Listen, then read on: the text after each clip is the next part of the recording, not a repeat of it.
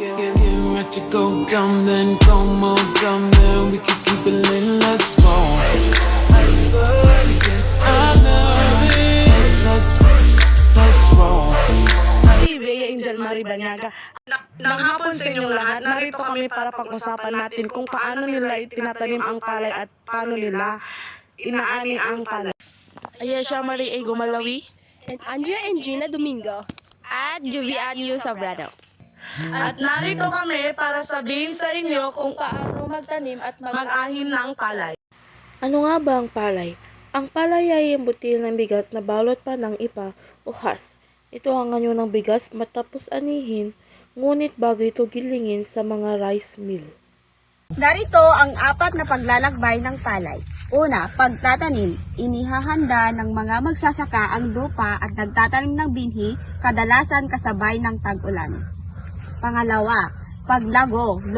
Lumalago ang palay na kulay berde at kumukuha ng sustansya mula sa tubig, araw at lupa. Pangatlo, pag-aani. Kapag naging kulay ginto at yumuyuko na ang mga uhay, hudyat ito na handa na ang pagtatanim. Pang-apat, pagpapatuyo at paggiling. Pinatutuyo muna ang palay sa ilalim ng araw o sa mga mechanical dryer bago ipagiling upang maghiwalay ang bigas mula sa ibaba. Bakit mahalaga ang palay sa bawat Pilipino? Bakit nga ba? Bawat butil ng kanin ay nagsimula sa palay. Sa pamamagitan ng pabili ng lokal na bigas, pagbabawas ng sayang na pagkain, at pagsuporta sa makabagong teknolohiya sa agrikultura. Natutulungan natin mapanatili ang kabuhayan ng mga nagsasaka at ng seguridad sa pagkain ng bansa. Ang palay ay hindi lamang pananim. Ito ay simbolo ng buhay at sipag ng mga Pilipino. Sa tuwing kakain tayo ng kanin, alalahanin natin ang pawis at tiyagang ibinuhos ng mga magsasaka para sa bawat butil na nasa ating plato.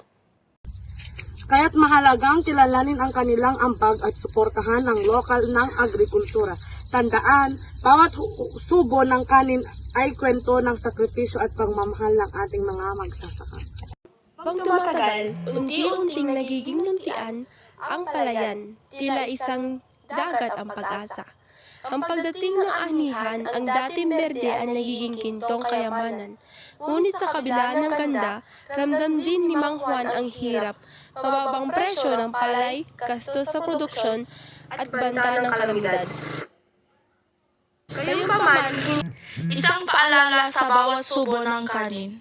Madalas natin nakikita ang kanin bilang simpleng pagkain ng ating mesa. Pero naisip mo ba kung paano pinagmulan ito? Lahat iyan ay nagsimula sa palay. Ang palay hindi lamang simpleng pananim, isa itong bunga ng mababang proseso at sakripisyo. Ang bawat butil ay dumaan sa init ng araw, buwas ng ulan at kamay ng magsasaka. Kung minsan, nakakalimutan nating pahalagaan nito. Kaya't mahalagang magtipid at iwasan magsayang ng kanin. Dahil ang simpleng isang butil ng palay ay may kwento ng pawis at pag-asa. Paano niyo po inaani at paano niyo itinatanim ang palay po? Ibunobon nga mo Ilocano.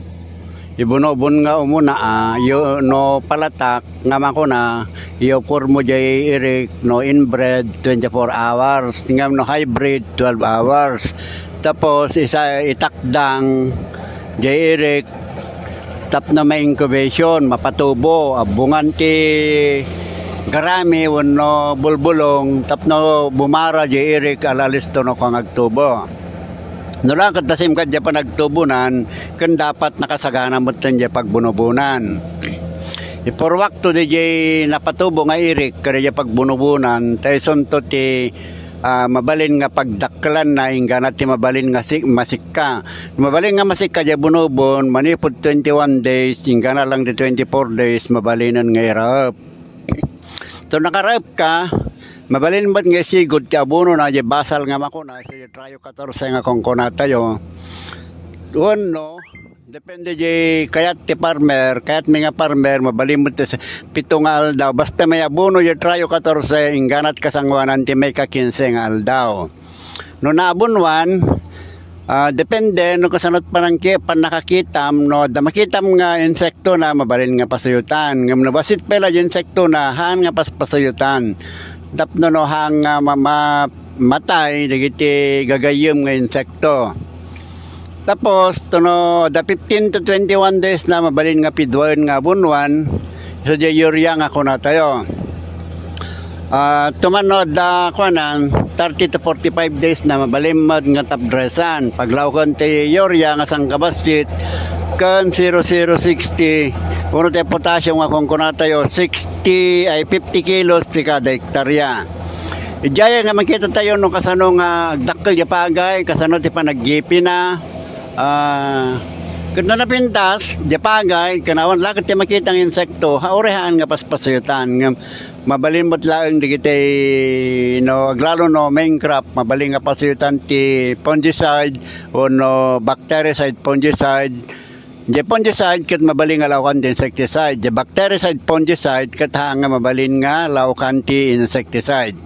Depende di pa ng sintir tayo di pagay no napintas ti panagdakkel na kat mabalin pa nga nayonan ti abuno ngam no data nga 45 days ngamin kat no mabalin kat hantay nga gabunon ang lalo no nalabas ti panagikap kabil ti abuno hingga na nga orayon tayo nga makadawa di pagay no raop 60 days mang agdawan no kwa agdawa tapos 30 days kalpasan jay panagdawa na mabalinton nga gapason di pagay. So bali 60 days nga panagdakkel di pagay agdawa tapos 30 days nga panagpadawa ganat matangkanan di pagay mabalinton nga gapason no di buno pagay ket na ibunobon. Sa balimod nga procedure no pamuspusan no kas pagarigan direct seeding di pagay. Ang farm tractor ay ginagamit sa iba't ibang gawain sa bukid. Una, pag-araro at pagbubungkal ng lupa.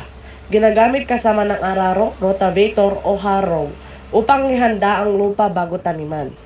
Pangalawa, pagtatanim. May mga kasangkapang ikinabit sa traktor tulad ng seed, drill at transplanter para mas mabilis at pantay ang pagtatanim. Pangatlo, pag-aani. Pwedeng kabit ang harvester o terrier para mas madali ang pag-aani at paghakot ng mga pananim tulad ng palay, mais at gulay. Pang-apat, pagdadala ng kargamento ginagamit sa paghahakot ng ani, pataba, binhi, tubig o iba pang gamit sa sakahan. Pang-lima, pagpapatubig at pagdidilig. Pwedeng kabit ang water pump o tangke upang magkapagbigay ng irigasyon sa taniman. Pang-anim, paglilinis at pag-aalaga ng bukid, gaya ng paggapas ng damo, pag-level ng lupa at pagtanggal ng mga hadlang sa taniman. Sa panahon ngayon, mas pinapadali ng mga makabagong makinarya ang mga gawain ng magsasaka. Isa sa mga makinang ito ay ang rice reaper na ginagamit para mas mapabilis at mas magaan na pag-aani ng palay sa halip na mano-mano gamit ang kahit. Kayang putulin ng reaper ang mga tangkay ng mga palay ng pantay at dire-diretso habang hinihila ng makina. Dahil dito, mas makakatipid ang mga magsasaka ng oras at lakas. At mas mapabilis na natapos ang anihin. Bukod pa rito, napabawasan ito ng pag-aksaya ng ani dahil maayos at pantay ang pagkapas ng reaper. Sa kabuuan, ang rice reaper ay isang makabagong kasangkapan, tumutulong para maging mas episyente, mas mabilis at mas magaan ang buhay ng ating mga magsasaka. Get ready to go dumb, then go more dumb, then we can